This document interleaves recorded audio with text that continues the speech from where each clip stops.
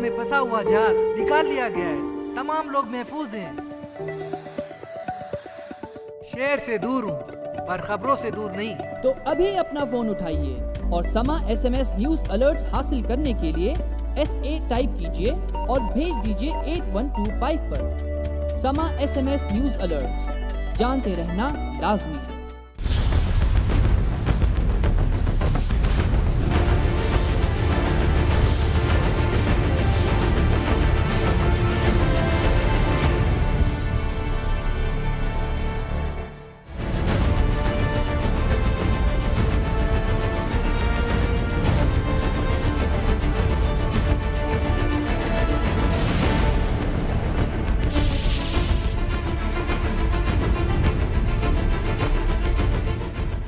दिसंबर 2009 तक फिर load shedding नहीं होगी। हमने अपनी डिमांड एंड सप्लाई को 2010 का भी अभी से उसके लिए जो अपनी हिकमत अमली बनानी है और बना चुके हैं हम। 11 के लिए, 12 के लिए, 15 के लिए लोड शेडिंग का खात्मा पाकिस्तान में दिसंबर 2009 में कर दिया जाएगा। दिसंबर 2009 में कर दिया जाएगा।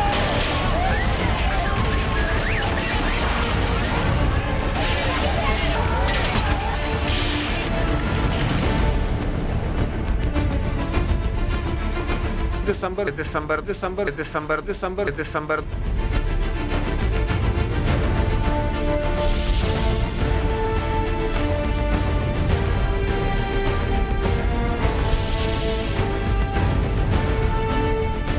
मैं समझता हूं कि दूसरा प्राइम मिनिस्टर एक और जरदारी का नौकर आ जाएगा, आसिफ जरदारी का एक और मुलाजिम आ जाएगा।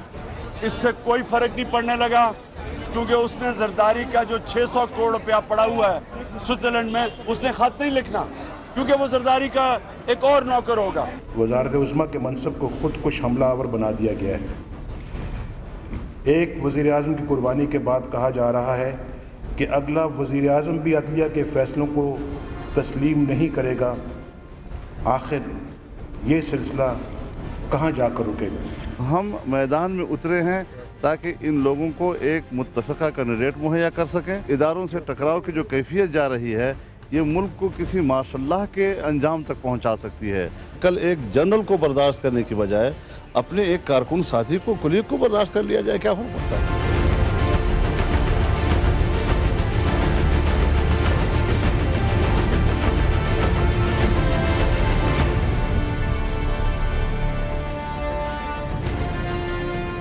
बिस्मिल्लाहिर्रहमानिर्रहीम, अस्सलाम वालेकुम नाजरीन, मैं हूं जैस्मीन मंजूर and welcome to the show.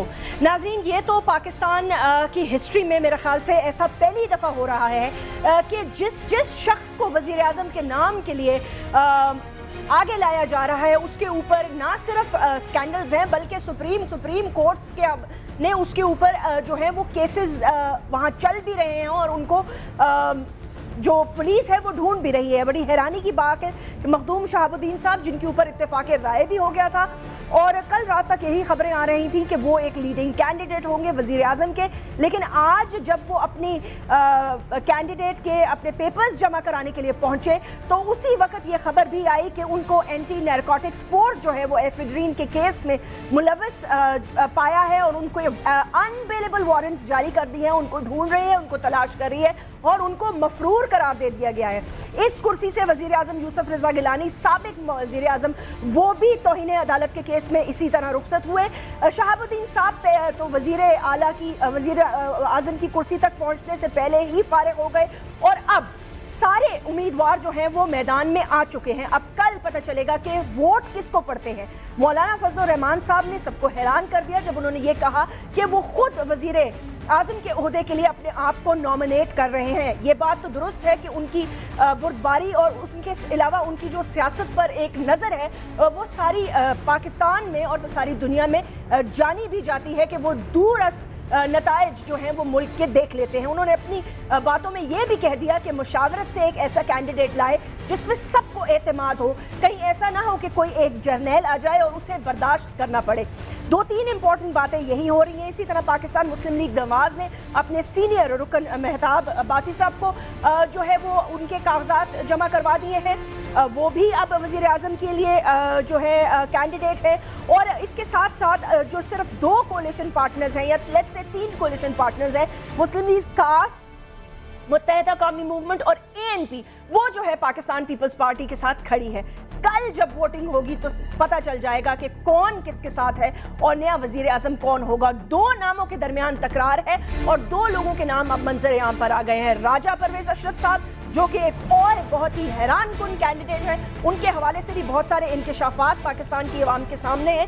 ان کے لیے رینٹل پاور پلانٹس کا کیس, ان کے خلاف ان کے ساتھ جو بھی ان کے اوپر الزامات پروو ہوئے, جو ان کے ایسٹس اور ان کے اکاؤنٹس فریز کیے ہوئے ہیں, اور ایک نام بہرحال پیپلز پارٹی کا جو کہ سرپرائزنگ بھی تھا لیکن آنیسٹی کے حوالے سے یہ کہہ سکتے ہیں کہ ان پہ ابھی تک کوئی ایسا داغ نہیں ہے, اور وہ ہے قمرزمان کائرہ صاحب جو کہ انفارمیشن منسٹر بھی ہیں. ایک چھوٹا سا وقفہ لیتے ہیں, اس کے بعد آپ نے ڈسٹنگوش گیسٹ سے آپ کا تعارف کروائیں گے اور یہ پوچھیں گے کہ کل جب میدان لگے گا تو وزارت جو سب سے بڑا عہدہ ہوگا وزیر اعظم کا وہ کس کو ملے گا. پاکستان مسلم لیگ نواز کس کو سپورٹ کرے گی اور ان کو سپورٹ کرنے کے لیے کون ہے. کیا کسی ان ہاؤس تبدیلی کی جو ہے ہوا وہ چل پڑی ہے اور ایسا ہو سکتا ہے, یا پیپلز پارٹی پھر اس بار اپنے ہی کینڈیڈیٹ کو جتوا لے گی. Right after this break.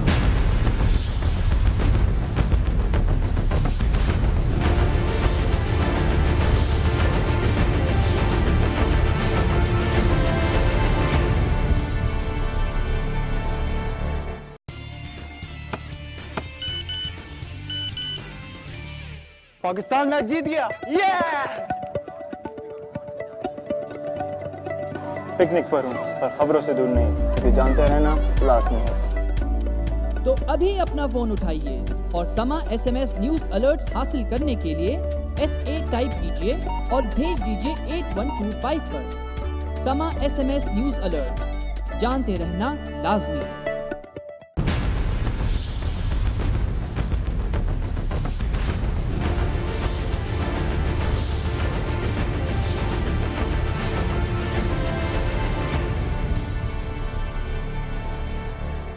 Welcome back. ناظرین ہمیں جوائن کر رہے ہیں ہمارے ڈسٹنگوش گیسٹ, آج ان کو آئیے ویلکم کرتے ہیں اور گفتگو کا آغاز کرتے ہیں. سیاسی ماحول بہت گرم ہے اور ظاہر سی بات ہے فضا میں بدلاؤ کی آوازیں آ رہی ہیں. اب وہ بدلاؤ کس طرف جاتا ہے یہ تو ان تمام ممبران پہ ڈیپینڈ کرے گا جو کل اپنے ووٹس کاسٹ کریں گے.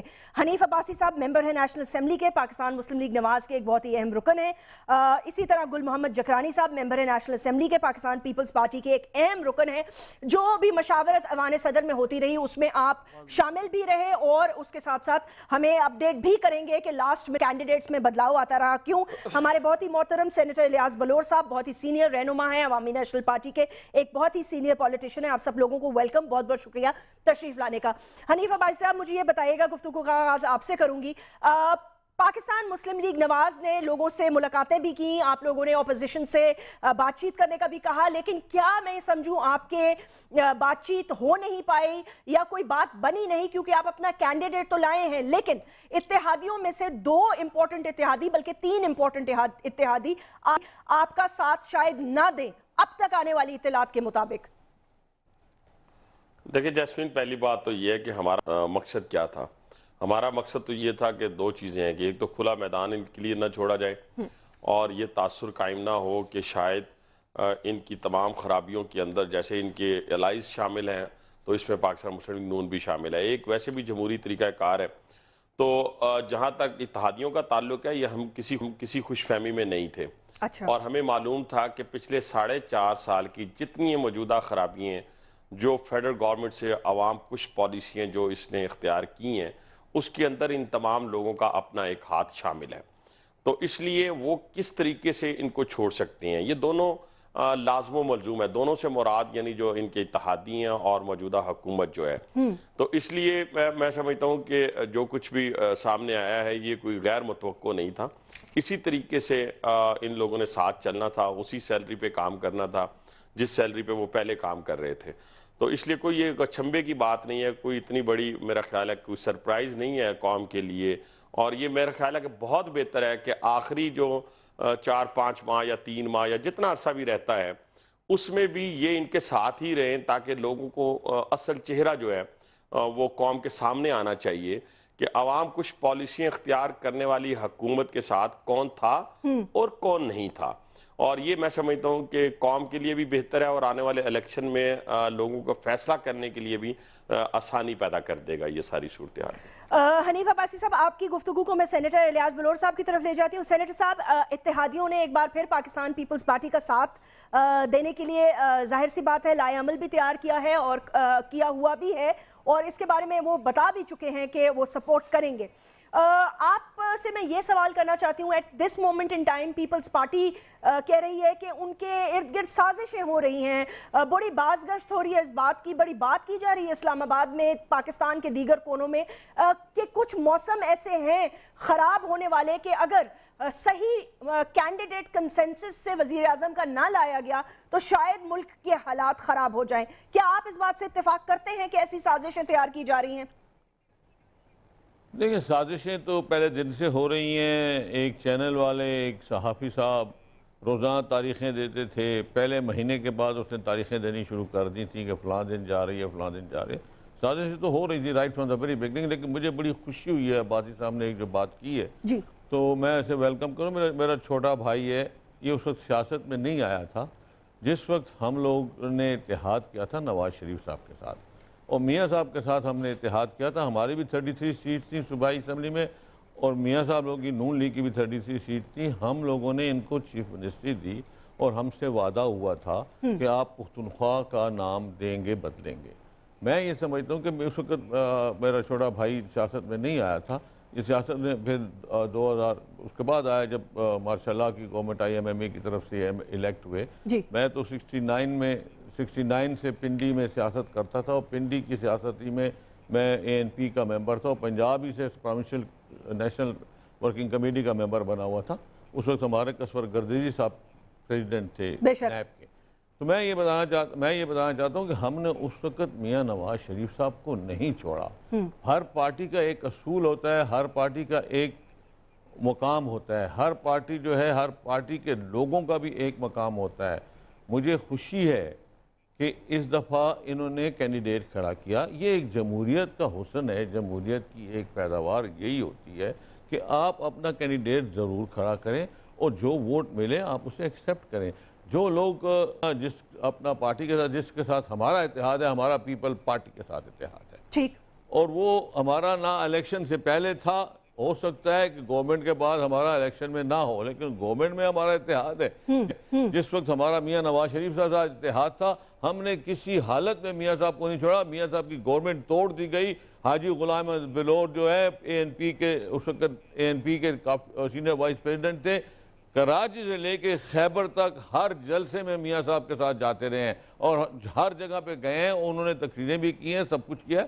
لیکن بات سیدھی سی ہے، جس سے ہاتھ ملاؤ اس سے ہاتھ مت چھوڑو، اور آپ نے غلط دروازہ ناک کیا ہے جیسمین۔ میرا دروازہ اور ہماری پارٹی کا دروازہ ناک کرنا آپ کو نہیں چاہیے۔ آپ کسی ان لوگوں سے بات کیجئے جو کبھی MMA تھے، پھر MMA کے بعد وہ آئے ہیں اس میں اپنا عباسی صاحب سے میری طرف نہیں، ان کی طرف میرا وہ نہیں ہے مقصد، پھر اس کے بعد گئے اپنا مسلم لیگ کاف میں، مطلب مشرف صاحب کے بھائی تھے، پھر آج کا میاں نواز شریف صاحب کے بڑے قریبی بھائی بن گئے ہیں۔ کون سینیٹر صاحب، آپ کس کو کہہ رہے ہیں؟ یار میں امیر مقام کا کہہ رہا ہوں، اور کس کو کہہ رہا؟ مجھے یہ بتائیں، میں یہ کہہ رہا تھا کہ میں ایک ریڈ شرٹ والے گھر میں پیدا ہوا ہوں۔